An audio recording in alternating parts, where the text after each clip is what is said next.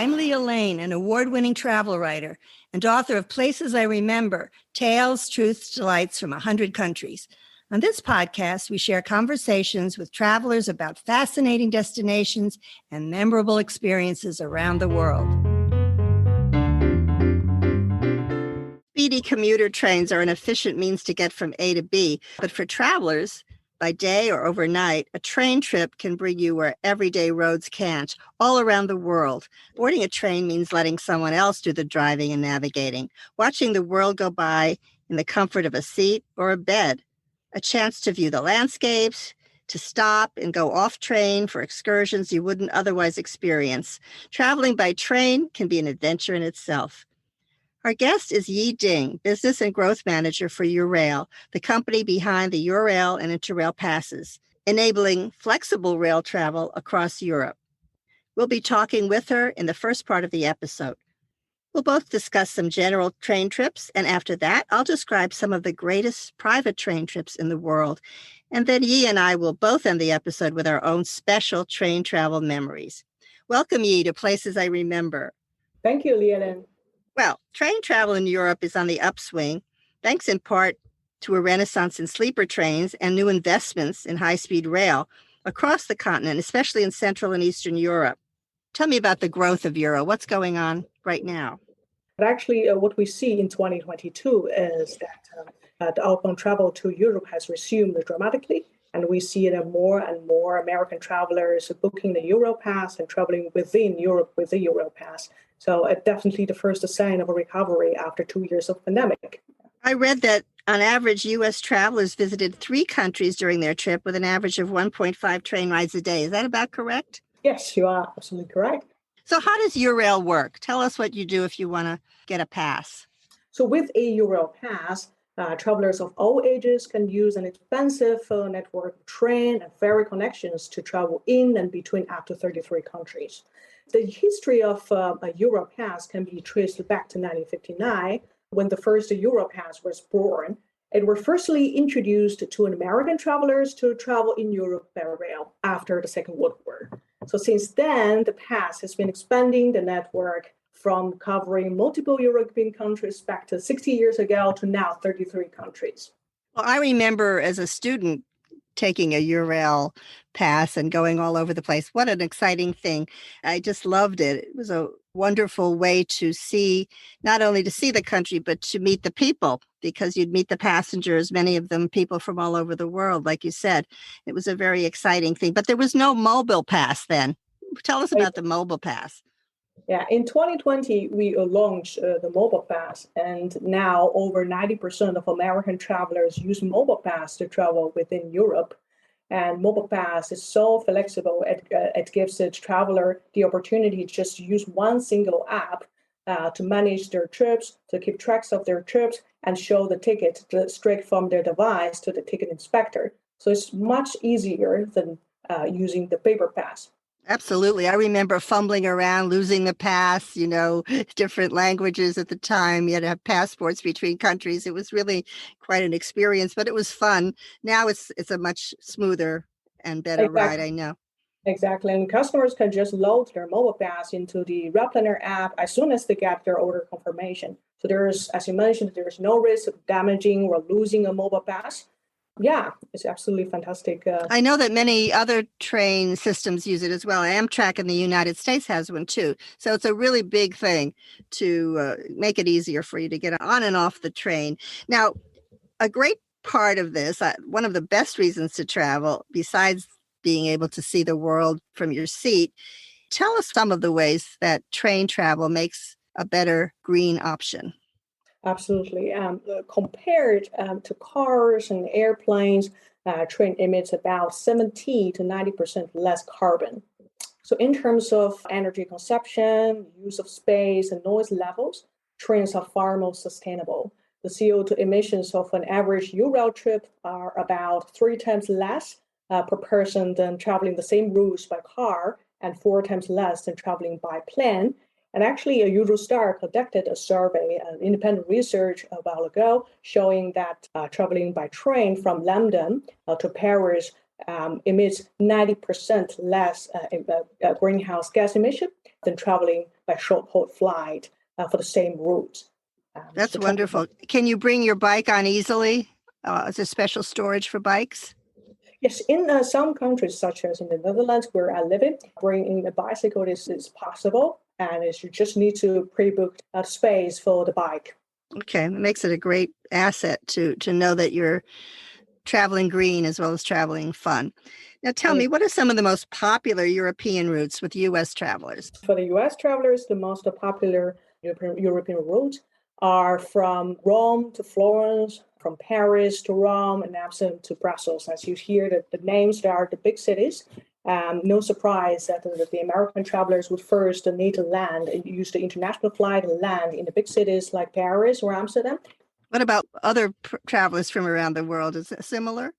We see, for example, the European travelers, they tend to use the pass to travel in the Eastern Europe, from Berlin to Prague.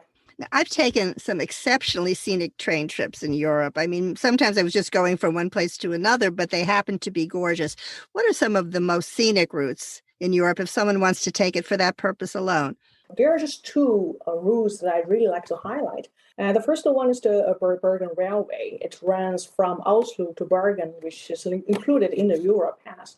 It goes through the deep Norwegian fjords to the snow-covered mountain. This is really fantastic. And the second one is the Bernina Express, running from Kur, Switzerland to Tirano in Italy. So the train takes about 4 hours from start to finish, passing through about 55 tunnels and 196 bridges. So in spring, the Bernina Express travels through green fields and large, colorful farming villages. And in winter, the train passes through snow-covered mountains, frozen lakes. So the experience is like a moving theater, depending on the seasonality. Sounds beautiful. I've been on the Flam Railway. That's the one in Norway.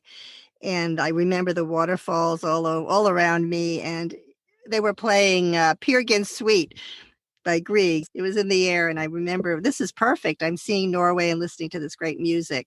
I loved it. Now, night trains have become popular to save time and cost, sort of like a land cruise where you travel at night and you have the day to explore. For example, you might fall asleep in Paris and wake up in Nice, and it just gives you the whole day in Nice without being tired.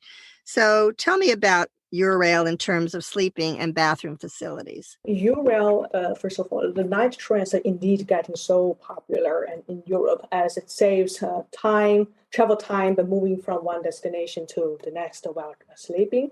And many night trains are included in the Europass. For example, from Zurich to Amsterdam, launched in December 2021. And we see that the night train becomes a new hype. Waking up in the destination in the following morning is just so unique. Some have couchette, some have the regular seats, and some even have the sleeper cabin. With the Europass, the travelers have the opportunity to book different compartments fitting their travel plan. If it has a bedroom in it, it'll have a dining car, right? There'll be dining where you can sit down and have a meal. Is that correct? Yes, and sometimes if traveler books a sleeper cabin, a free breakfast will be delivered to the cabin. Of course, travelers can also go to the dining car. And there are hot showers, I presume. And are there any private bathrooms, or one for every few bedrooms, or how does that work? In some sleeper cabins, there's the dedicated bathroom. There's a private bathroom for each cabin. So there's no need to share the bathroom. I want to ask you about some of the newer routes, because there are places that are not really so easy to get to, and you give ferry passes for those. What are some of the ones where you offer a ferry pass? Yeah, the most popular one is the Greek Island Pass. It allows a traveler to use the Attica ferry to do the island hopping. With Europass, the travelers can also enjoy some pass benefits. And our pass benefits include some ferry lines connecting, for example, Germany to Sweden. So the most popular one by far is absolutely the Greek Island Pass. I know you can do the Greek islands and get a ferry pass to that, which is super great. So I think it's a great addition to be able to go a little further beyond, sometimes when there aren't rail lines, you can go deeper into Europe. Okay, let's offer some tips for easier train travel before I mention some of the world's best private trips. Let's start with safety and health. What would you suggest? What are some suggestions for safety? The train travel is a reliable transport, meaning that that itself, it offers a sense of security for our travelers, like it's punctual and it's comfortable and it's safe. What's the best car to be in? There's all kinds of myths about this, where to sit, and in terms of motion sickness as well. Which one, in the front, the back? Everybody says something different, of course, but what do you suggest?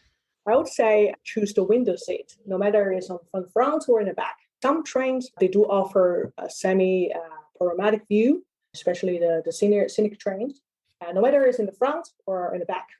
That's good. And you can see, the perfect place to sit is the window because you see the views anyway. That's a good thing. I would say that one thing I feel a little bit shaky about literally is when I go between cars. So you want to watch yourself then and wear comfortable shoes. I wouldn't wear very high heels probably. Also, I would wear comfortable clothing and that you don't have to dress up anymore. Wear whatever you think is comfortable. Totally fine. Yeah. I'm just thinking of some of these long distance rides where you're going through mountains and it sort of curves around. And I've been caught in the middle of the cars. So that's something I think about. I think one suggestion I would make is to make a pre-departure list because there's a lot of things going on when you're going to the train station and you want to know what you're doing. You want to have your ID with you. You make sure you have your train tickets, consider your travel insurance, and make sure to bring your medications and personal care items. And check ahead of time about Wi-Fi on the train. How about on Eurail? Is there Wi-Fi on most of the trains? The most of the trains, especially in the western part of Europe, do offer free Wi-Fi. And good to mention that in some major European stations, the first class Euro pass holder can also enjoy the lounges. And in those lounges, they can use free Wi-Fi and sometimes enjoy some free drinks. So, yeah. Can you bring your own food on board? Oh, yes, absolutely. Yeah. Well, two of my tips that I've, thought about a lot because I've traveled on trains a lot. One is to familiarize yourself with the route because when I've taken a map out or in the old days, I used to take it out. Now you just look on your phone. But when you know where you're going, it makes such a difference. You go through a city and you see some of these beautiful buildings. If you know the history of the city, it helps a lot. So I do a little preparation and know your route and it makes a difference in terms of understanding where you are. And to me, that's one of the things about travel. I like to feel the sense of place. So that's fun. You have the time to do that when you're sitting, when you can't do that in a car. The other thing is to pack carefully because I've had to lift some pretty heavy things up step. I would like to travel light. I also would like to recommend the travelers to bring many trains. There is special luggage storage space. Now, I think one of the things is to be aware of scheduling because they may change on weekends. My friend Alan had a problem once. He was in grad school. He was traveling by himself on the train and he took a stop. He knew there was about 15 or 20 minutes and he left his backpack on the seat because he knew, he just was going to go out a little bit. And the train left with his backpack. Unfortunately, it was a Sunday. He didn't notice that it was a different schedule. He did get the backpack because the people were very helpful to him, which is another thing. You can get help if there's a problem. But remember that the scheduling may change on the weekend, so be aware. So we've covered lots of info, but I compiled a list of some of the greatest private train rides of the world. They're usually private lines that offer scheduled excursions, and sometimes even the possibility of a private charter.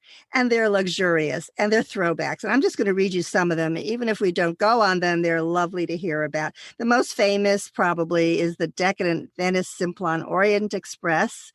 The interiors are Art Deco from the 1920s. The service is fantastic. You dress formally, you play dress up kind of, and you feel like you're in an Agatha Christie mystery because you have champagne and you're watching the countryside go by. And it's quite an experience. I went on a little leg of it I think it was from London to the edge of Britain, Dover, or one of those areas at the end, just a little portion. And it was so beautiful. It was like a throwback. So I think this is similar to many of these trains. They're wood paneled and they're built earlier and they're repurposed by private companies for a luxury week or so. Some of them are 3 or 4 days. You'd have to book ahead, but they're fun, as I said, to listen to. Now, the Royal Canadian Pacific is Canada's most luxurious sleeper train. And Queen Elizabeth has been on it. And there are only 8 luxury passenger cars, and they were built between 1916 and 1931.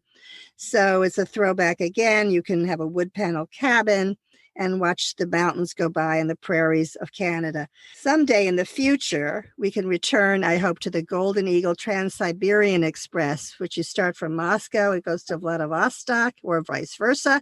You see Mongolia's capital, Ulaanbaatar, the Ural Mountains, Lake Baikal, which is the largest body of fresh water in the world, and the vast steppes of Central Asia. So that's something to hope to get back to. It's 5-star service with lots of vodka and caviar, all you can eat. In episode 23 and in episode 30, we talked about Machu Picchu in Peru, and you can take several trains that are wonderful to get there. There's the Belmond Hiram Bingham, which is named after the discoverer of Machu Picchu, who discovered it in 1911.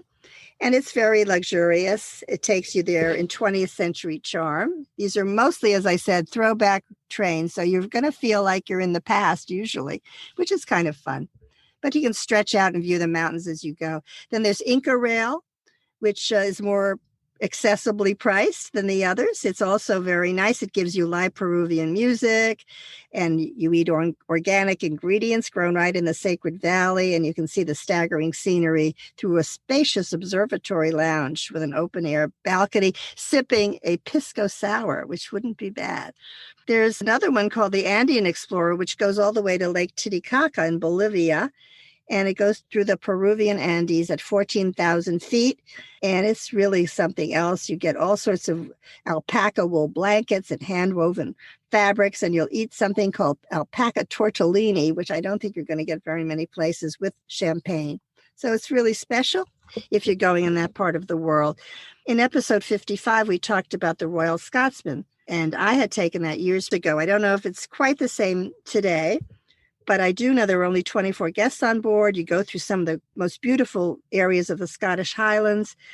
There's a dedicated spa carriage. And listen to this, the specialists are trained to synchronize their motions with the natural lilts and tilts of the train. So that's real luxury. I don't think you could get that anywhere else. In episode 4, we talked about walking the Camino de Santiago. Well, you can take a train, El Transcantabrico Classico, which is a luxury sleeper train, takes you on the same route if you don't want to walk. I don't know if you're going to get your shell at the end. I don't know if that's considered walking and pilgrimaging, but it's a beautiful way to see that part of the world.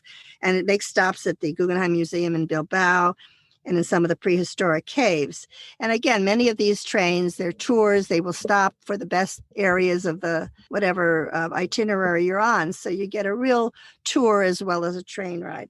In South Africa, the pride of Africa is the Rovos Rail, which is going on for 33 years. It goes from Pretoria, and there's a private lounge and a no cell phone rule. Some of these trains do have a no cell phone rule because they want to, again, be a throwback. They don't want the present interfering with the luxury. So, it's a wonderful journey. You get to see much of Southern Africa. There's even a freestanding clawfoot tub in most of the grand compartments. India has the Palace on Wheels, which is a 2-week trip, takes you from New Delhi through the pink city of Jaipur in Rajasthan and to some of the great UNESCO sites, and also Agra, home of the Taj Mahal. In episode 39, we talked about Singapore, and you can go from Singapore to Bangkok on the E&O, which has polished wood interiors trimmed with silk, polished silver, white linen covered tables, and a bar car reminiscent of 1920s jazz clubs. You'll see the Malaysian jungle roll by sipping a Singapore sling. How bad is that? Now, I like this one because it's a little bit different. It's the Belmond British Pullman. It's a historic 1950s carriage designed by filmmaker Wes Anderson. It's been updated to his specifications, so you know it's going to be special. You will sip your champagne, and glassware was hand-selected by Anderson, and you get a private tour of the train with the manager of the train. So it's kind of a personal feeling when you go on that train. You'll go from London through much of England York, Cambridge, Canterbury, and you'll feel like you're back in the 20s and 30s, just like on many of the other lines, but with Wes Anderson's touch. If you're in Australia, there's a train called the Ghan, and that's really interesting. The name harkens back to the Afghan camel traders and riders who first helped chart a course through Australia's interior. And you go for a 3-day journey from the goldfields to the opal town of Kubra Pede. Sounds great. I've been on this last one. It's called the Rocky Mountaineer, and it's very famous. It's the most popular of the train routes. You just have this wonderful glass dome, and you can see the mountains, and you see the wildlife. And there was a big thing on when I was on there spotting a bear, and we were all looking for the bear, and I fell asleep. And when I was asleep, that they spotted a bear. So that was a thing I remember about that trip. I missed the bear. But it's a very friendly service. You stop at some of the towns like Jasper, and you start in Vancouver. So the name of the podcast is Places I Remember. So Yi, would you share some travel memories about traveling on a train? What memory would you like to share? I'd like to share my experience memory traveling in Finland with the Europass. We know that many parts of Northern Europe polar nights, and my best rail experience was to travel from Helsinki, Finland, to the central Finland called Kuopio during Christmas period in 2017. And this is the same train route up north to the Lapland area in Finland. So at that point, daylight was short in winter in Finland. And I remember my train passed through small villages, lakes, and forests covered with snow in different types of twilight. And that's the first time I know the twilight actually has different types and different colors. And the whole experience was just magical because of the light and snow, which made me understand why there are so many fairy tales in a Scandinavian country. It's so pure and magical. That's beautiful. Isn't there a train that goes to Santa Claus up there? You can meet Santa Claus. Tell us about that. Yeah, it's the same train route, but I didn't go to the Lapland area. I stopped it in the central part of Finland, enjoying the pure nature. I have some glimpses in my mind of some of the train trips I've taken. Some of them are on tiny little trains, little cogwheel trains. I went up in the cloud forest in Costa Rica. I've been up to the Jungfrau in Switzerland. I took steam engines along the Rhone in France and in Wales. I've gone through the Channel, the train that takes you from London to Paris. That's an experience. You have lunch and you're in Paris. It's a wonderful trip. I've been in the Grand Canyon where a train was set up where a gunfight ensued. They had outlaws come onto the train, and it was a lot of fun. It was like a story. I've been on the bullet train in Japan where you speed by Mount Fuji. And I've been on a train in Shanghai called the Maglev where you go 433 kilometers an hour. It's amazing. Fastest train I've ever been on. You tilt to the side and it's quite exciting. So wherever you may go, there are trains to take you somewhere. And I think that some of us love them. We love the travel of just going on the train. Sometimes you want to get, because it's convenient, go on a train because of that reason. But whatever it is, I think it's fun talking about them, but it's even more fun taking them. So thank you, Yi Ding, Business and Growth Manager for Eurail, for sharing your information and your stories. I hope we meet on a train somewhere, sometime. Thank you, Leah Lynn.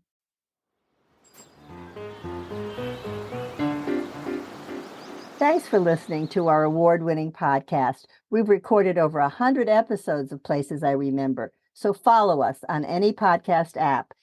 And new monthly episodes are also on YouTube with gorgeous video. My book, Places I Remember, is available in print and Kindle, and I read the audio version. Follow my travel writing at Forbes.com. Contact me at the links in the show notes or on my website, placesirememberlealane.com, and keep making your own travel memories.